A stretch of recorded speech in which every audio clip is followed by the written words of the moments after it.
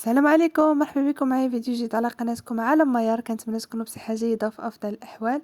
نزولا عن طلبكم غادي نشارك معكم المرة الثانية وصفة كلاصاج ميروار المعتمد عندي، كنعتمد عليه في جميع لي زونطغومي. فهاد الكلاصاج كيكون بدون غليكوز، لا هاد الأسود أو لا الكلاصاج الأبيض اللي ممكن أننا نلونوه. فغادي نشارك معكم الوصفات جوج وصفات لي ناجحين مع الطريقة ديال التسخين ديالو من بعد ما كنوجدوه، والطريقه او درجه الحراره اللي خصو يكون فيه. فوصفه اللي جد ناجحه وعلى ضمانتي. كنتمنى من كل قلبي ان الفيديو ديالو من الاعجاب ديالكم وانكم تستافدوا قدر الامكان من هذا الفيديو. واي تساؤل او ملاحظه عندكم خليوها لي في التعليق. كيف ما كتلاحظوا كيجي كلاصاج لامع في واحد اللمعه ولا واحد لابغيونس اللي زوينه بزاف. ما تنساوش دعموني بلايك للفيديو، فرجه ممتعه. نبدأ على بركة الله. في أول مرحلة كناخدو 200 غرام من السكر السنيدة، من الأفضل يكونوا حبيبات رقاق. كنضيفوا لها 70 غرام ديال الماء. فجميع القياسات اللي غادي نعطيكم في هذه الوصفة بالغرام باش يسهل عليكم القياس ديالها. وكنردو على عافية متوسطة مع التحراك مرة حتى كيذوب لنا داك السكر كامل. وغادي نخليوه حتى غادي يغلى السيرو. غادي نوريكم المرحلة، ضروري تركزوا في هذا الفيديو خاصة في هذه المرحلة باش يوصل لكم السيرو نفس المرحله. ما خصوش يعني تحيدوه قبل ما يوصل لهاد المرحله او هاد الشكل. وما خصكمش تفوتوه فاش كيبدا يدير فقاعات صغار هكا. كنزيدو نحركو مره حتى غادي نبداو نلاحظوا واحد الفقاعات كبار وتصيروا القوام ديالو كيتقال. ففي ديك المرحله كنحبسو وكنطفيو النار. فهنايا باقي ما تشكلولناش الفقاعات كيف ما كتلاحظوا اللي كيكونوا كبار بزاف. فبحال كنبداو نحصلوا على واحد السيرو او لا القوام ديالو شبيه نوعا ما للجليكوز. في هذه المرحله صافي كنحبسو كنحيدو السيرو ديالنا من على النار. كيف ما كتلاحظوا كيتقال، كيولي عنده القوام خاتر. هنا كنكونوا رطبنا 9 غرام من الجيلاتين في الماء اللي يكون بارد.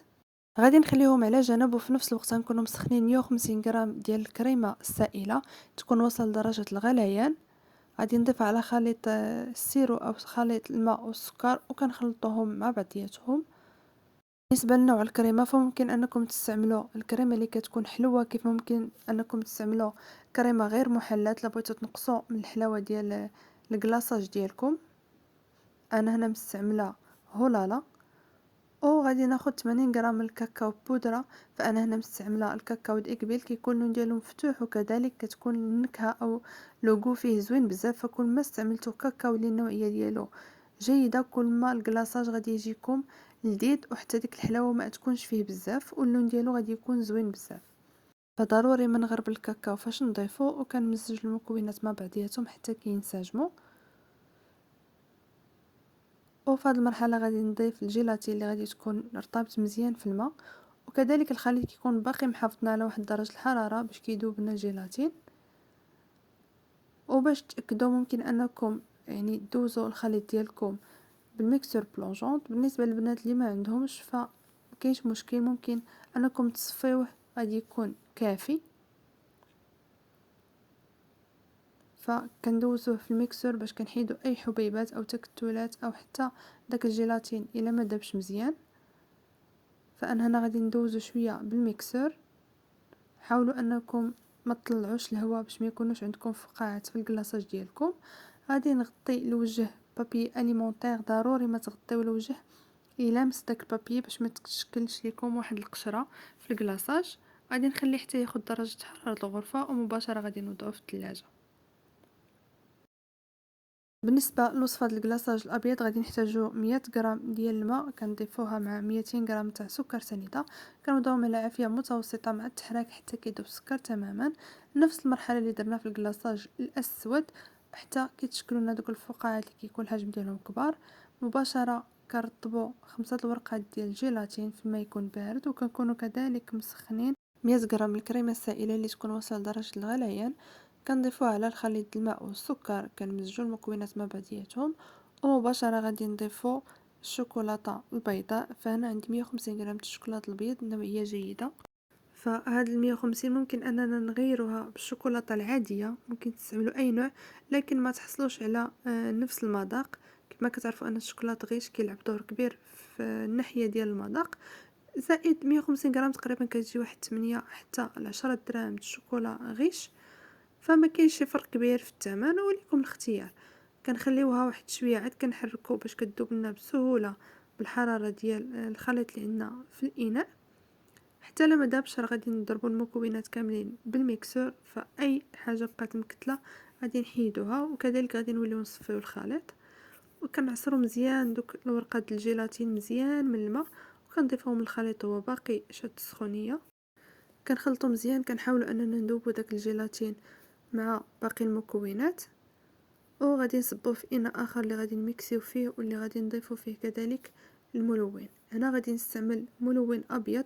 دائما في الكلاصاج بيض باش يخرج لك اي لون، ما كنجيوش نضيفو اللون مباشره على الكلاصاج هو نوتر، ضروري ما كنضيفو الملون ابيض. من الافضل يكون ملون خاص بالشوكولاط باش كنحصلوا على اي لون ضفناه كيف ما بغى يكون كيجينا صافي وواضح. هنا من بعد ما ميكسيت الكلاصاج البيض حتى عطاني داك اللون البيض اللي لامع، كناخذ جزء منه كنلونو باللون البرتقالي، يعني بغيت انا واحد اللون برتقالي يكون فاقع كيف ما كتلاحظوا. بديت كنضيف الملون كذلك خاص بالشوكولاط حتى حصلت على اللون اللي بغيت. كنغطيهم هكايا ملامس البابي اليمونطيغ الوجه باش ما يتكوناش واحد القشره، وغادي نحتفظوا بهم في الثلاجه. ودائما باش نحصلوا على واحد اللمعه زوينه في الكلاصاج ديالنا، من الافضل اننا نحضروه بليله او مده طويله من قبل، فما كيوقع له والو، يكفي اننا نحتفظوا به في الثلاجه. فهنايا بالنسبه للكلاصاج الاسود كنكلاصيو به في درجه الحراره ما بين 32 حتى ل 35. اما الكلاصاج الابيض اللي كيكون ملون فما بين 28 حتى ل 32. انا اكثر كنكلاصي به في درجه نتاع 28، كيكون افضل هكايا. او لونطرومي او الكاطو ديالنا خصو يكون مثلج حتى كنحضروا المسائل كاملين اللي غادي نخدموا بهم، عاد نخرجوا الكاطو ديالنا يكون مجمد. غير كيبدا يشد الكلاصاج مزيان كنحاولوا اننا نحيدوا دوك الزوائد اللي كيكونوا في الجناب الكلاصاج اللي كيبقى يتقطر.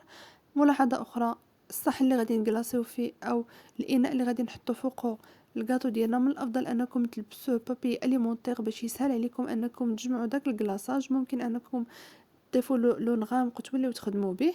وهذا هو شكل الكلاصاج كيف ما كتلاحظوا. فهاد لونطرومي سبقت وشاركتها معكم في الفيديو السابق، ولونطرومي اللي غادي تلاحظوا غادي نشاركها معكم في الفيديو الجاي ان شاء الله. كلاصاج لامع بدون جليكوز بمراحل جد جد بسيطه، ووصفه ناجحه 100%. ممكن انكم تلونوها باي لون بغيتو، كتحصلوا على نتيجه اللي جد رائعه. فكنتمنى من كل قلبي ان الفيديو ديال اليوم يكون نال الاعجاب ديالكم، وانكم تكونوا استفدتوا ونكون كنت خفيفة على قلوبكم. فإلا عجبكم الفيديو ما تنسوش ديروا جيم، تابوناو في لاشين، تبارطاجيو الفيديو مع الاهل والاحباب ديالكم باش تعم الفائده.